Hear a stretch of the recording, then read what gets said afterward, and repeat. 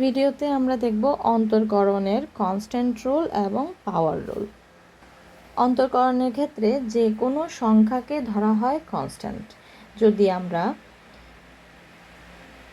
এক্সের সাপেক্ষে অন্তরকরণ করতে চাই, এক্সের সাপেক্ষে অন্তরকরণ করার সময় যদি আমরা দেখি যে এখানে কোনো এক্স নাই, বরং একটা সি আছে, আমরা অন্তরকরণ করতেছি কিসের সাপেক্ষে? এক্সের সাপেক্ষে, কিন্তু আছে কি সি, তার মানে এটা একটা কনস্ট্যান্ট, এটা এক্সের সাথে ম্যাচ করে না, সো এখানে হবে 0। এখন যদি সি না হয়ে এক্সের সাপেক্ষে অন্তরকরণ করতেছি, এখানে আছে 10, তাহলে কি হবে? 0, কারণ এখানে এক্স থাকতে হবে।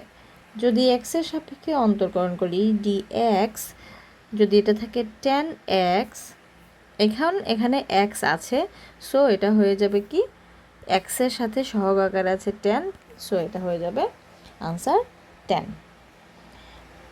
এরকম যে কোনো সংখ্যা থাকুক, এক্স না থাকুক, সেটা হয়ে যাবে 0। কিন্তু যদি আমরা এক্সের সাপেক্ষে অন্তরকরণ করি, ভিতরে এক্স থাকে, তাহলে কি হবে? এক্সকে যদি এক্সের সাপেক্ষে অন্তরকরণ করি, সেটা হয়ে যাবে 1। আবার যদি কিউকে আমরা কিউ এর সাপেক্ষে অন্তরকরণ করি, সেটা হয়ে যাবে 1, কারণ এখানে কিউ এর সাথে 1 আছে। 1 কিউ, যে কথা শুধু কিউ একই কথা, তার মানে এটা হচ্ছে 1।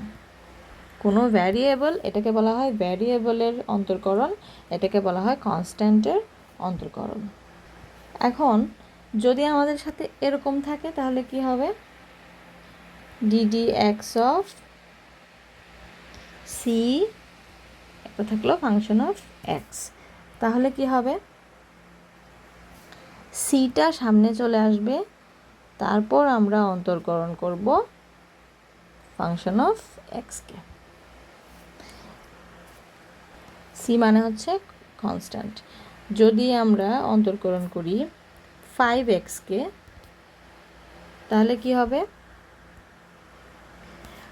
এক্সের সাথে যেহেতু 5 আছে, সেহেতু 5 সাথে থাকবে, এবং আমরা যেহেতু এক্সের সাপেক্ষে করতেছি, সো 1, তার মানে কি আনসার হচ্ছে 5। যদি আমরা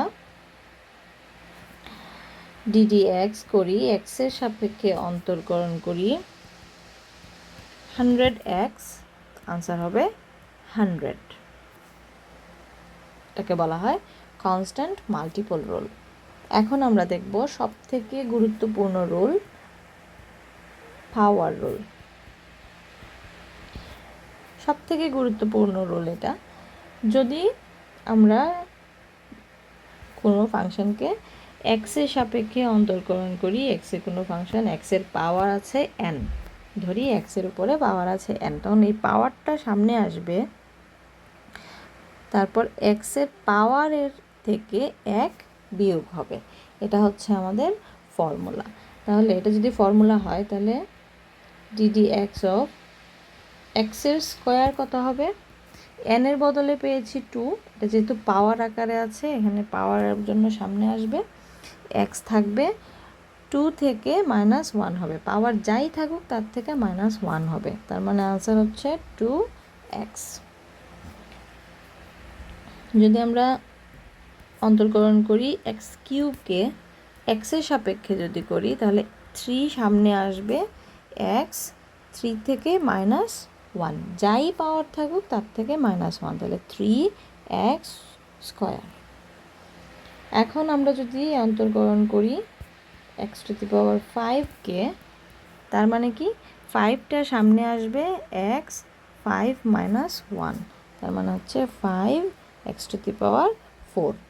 এভাবে যদি আমরা একটু ট্রিক্স খাটানোর চেষ্টা করি, তাহলে দেখা যাবে যে সব সময় পাওয়ার যা আছে তার থেকে 1 কমে যাচ্ছে।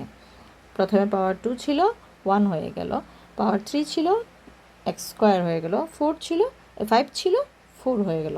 তার মানে কি পাওয়ারটা সামনে আসতেছে, এবং যে পাওয়ারটা ছিল সেই পাওয়ার থেকে 1 কমে যাচ্ছে। এটা যে কোনো MCQতে খুব সহজেই আনসার করা যায়, ইভেন BCSেও এ ধরনের প্রশ্ন আসতে পারে, এটা একদম 10 সেকেন্ডেই আনসার করা সম্ভব।